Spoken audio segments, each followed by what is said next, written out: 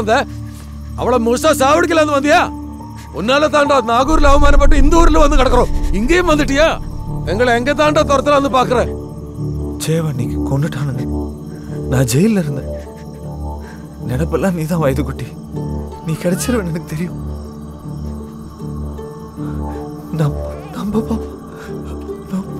வா வைது. ஓடா. உன்னாலதான் இவ பாத்தி பணமா வந்தா. அதெல்லாம் முடிஞ்சு போச்சு. அல்லாஹ் என் பொண்ணு எனக்கு திருப்பி கொடுத்துட்டாரு. அது நாகூர் ஆண்டவரோட மன்னிப்பு. இனிமே அவ உன்னை பார்த்தாலே பாவம். போடா போடா கேது. போடா போடா வழி.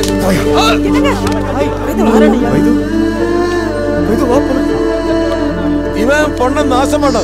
இப்ப கொலை பண்ண பாக்குறான். போலீஸ கூப்பிடுறேன். Police station.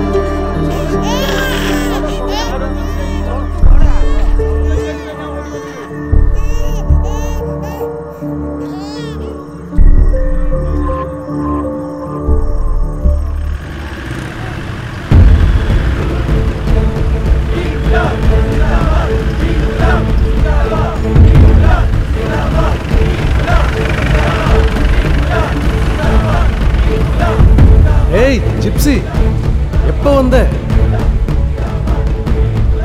எந்த கோலம்டா?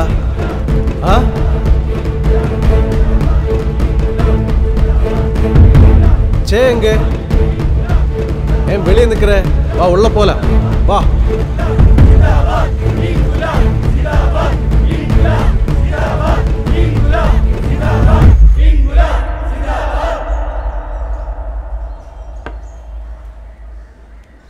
அந்த கலவரத்தை கண்டிச்சு நாமளே நிறைய கூட்டம் போட்டாச்சு. ஆனால் அதில் உனக்கு இப்படி நடந்தது எனக்கு தெரியாமல் போச்சுடா. ஜாதி மதம் சாமின்னு பிரித்து அரசியல் பண்ணி அழிக்கிறானுங்க. இந்தியா முழுவதும் நிரபராதிகளையும் அப்பாவிகளையும் பிடிச்சி போட்டு தான் எல்லா ஜெயிலையும் ரன் பண்ணுறானுங்க.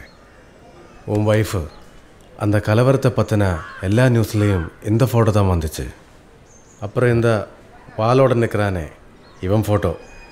பாதிக்கப்பட்ட முகம், வன்முறையோட முகம்னு இந்த ரெண்டு முகங்களை தான் வாரணாசி கலவரத்தோட ஐடென்டிஃபையாக மீடியாக்கள் காட்டினாங்க. அந்த கலவரத்தை பற்றி பேசும்போது எல்லாரும் இந்த முகத்தை பற்றி தான் பேசினாங்க.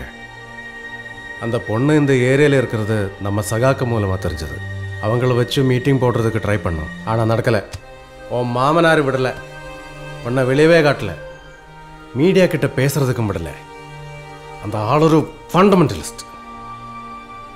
இந்த முகத்தை கண்ணை பாரு. ஐ திங்க் அதோட மனசு ஆழமாக பாதிக்கப்பட்டிருக்கு ஜிப்சி.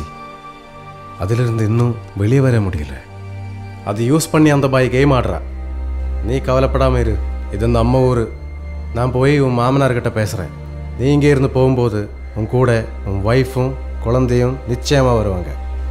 கேட்டோம்? பிஜு வர இது டூல் பண்ணிட்டு இருக்குல்ல. இது யாருன்னு தெரியுமா? ஜிப்சி. ഈ ലോകത്തിലെ ഞാൻ കണ്ട വലിയ പാട്ടുകാരൻ.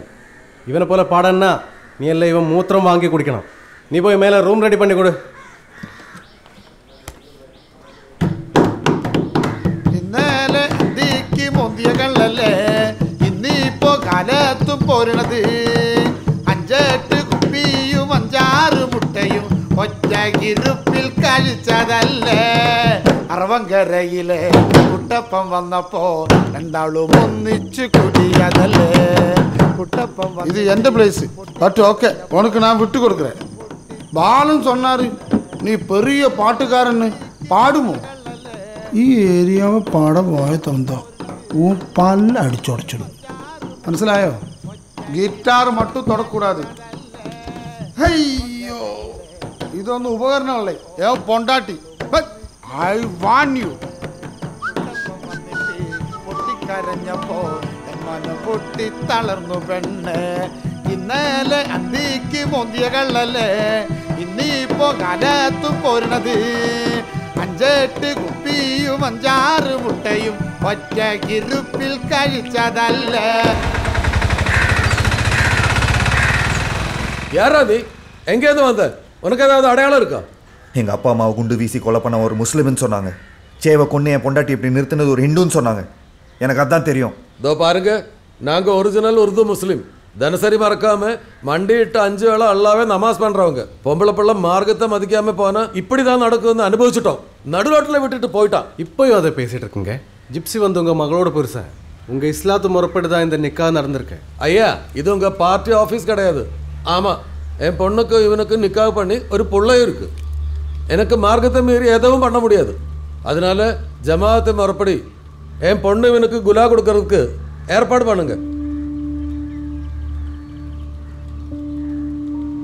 ஒரு வருஷத்துக்கு மேலே பொண்டாட்டியே பார்க்காம எந்த பொருளுதவியும் பண்ணாம ஒருத்தன் இருந்தா அந்த பொண்ணே அவனுக்கு குலா கொடுத்துடலாம். குரான் அதுதான் சொல்லுது. இன்னிலிருந்து 4வது வெள்ளிக்கிழமை ஜமாஅத்தை கழிச்சு குலா கொடுத்து முடிச்சுக்கலாம். அதுக்கப்புறம் வந்து நிற்கிறதுக்கு ஒரு உரிமையும் கிடையாது. தெளிவா சொல்றாருலே, இதான் முடிவு. இந்த முடிவு யார் எடுத்தா? என்னோட முடிவு. வேற யாரும் எடுக்கலாம்? அதை வைதா வந்து சொல்லுங்க. ஆம்பளை பேசி முடிச்சதுக்கு அப்புறம் பொம்பளை வந்து என்ன பேசுறது? அவ தான் என்ன வெறுக்கிறாளே. என் பொண்டாட்டியை வந்து சொல்லுங்க. முத்தலிபே, ஓ மகளை கூப்பிட்டு வா. இரு.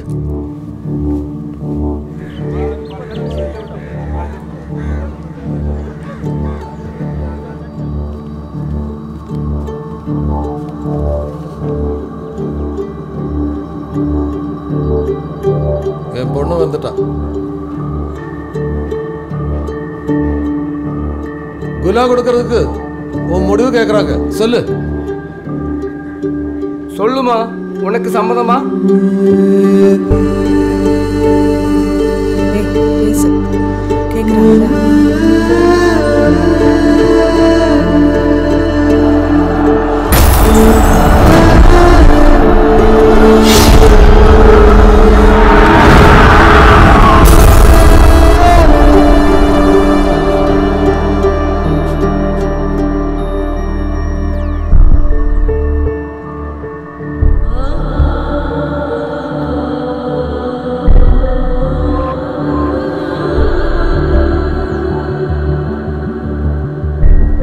இன்னிலிருந்து 4வது வெள்ளி ஜமாத்தார் கூடி முடிச்சு விட்டுடுங்க.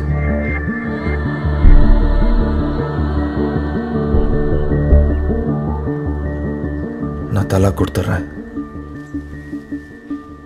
அனுமதிக்கப்பட்டதிலே இறைவனால் அதிகமாக வெறுக்கப்படுவது தலாக் தான் குரான் சொல்லியிருக்கு.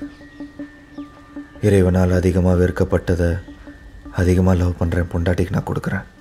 2 மனங்கள் பிரியும் போது ஆண்டவனின் ஆசனம் அதிர்கிறதுன்னு உங்கள் நபிகள் சொல்லியிருக்காரு.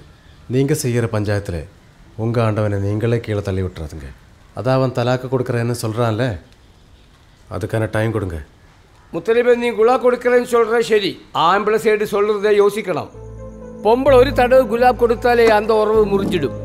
ஆம்பளை 3 தலாக்கு கொடுக்கறதுக்கு கால இடைவெளி இருக்கு. அதனாலே அவர் சொல்றதும் கேட்கணும்.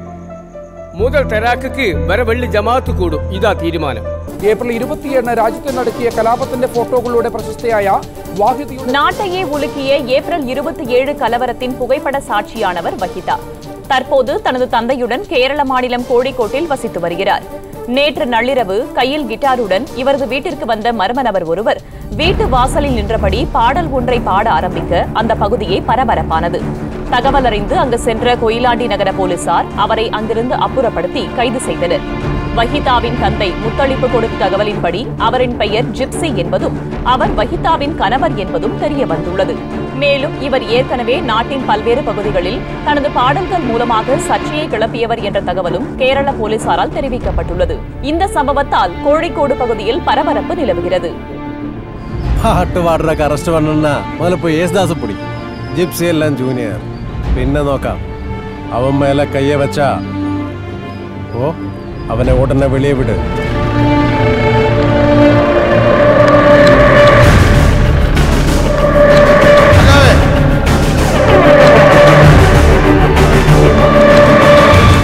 உன் பொண்டாட்டியை மீட்கிறதுக்கு ஏன் பொண்டாட்டியை கொடுக்குறேன்? வாங்கிக்க சகாவே.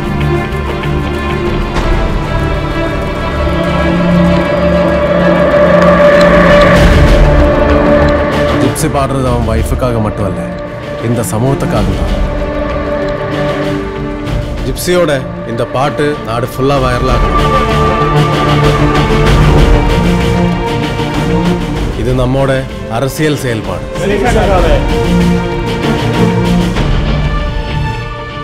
சினிமா பாட்டுகளும் நிறைய அபத்தங்களும் வைரலாயிட்டு இருக்கு.